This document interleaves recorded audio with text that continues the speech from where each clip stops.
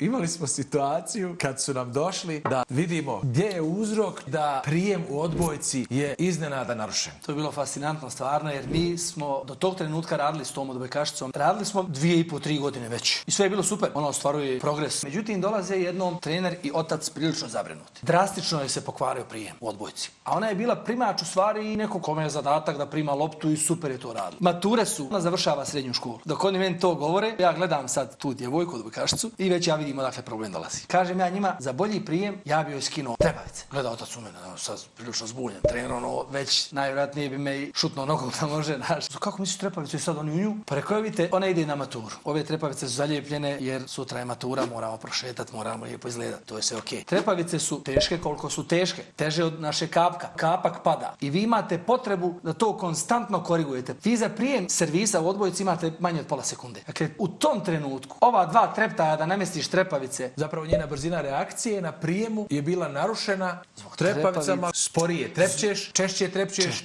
manje vidiš, nemaš vremena da postaviš.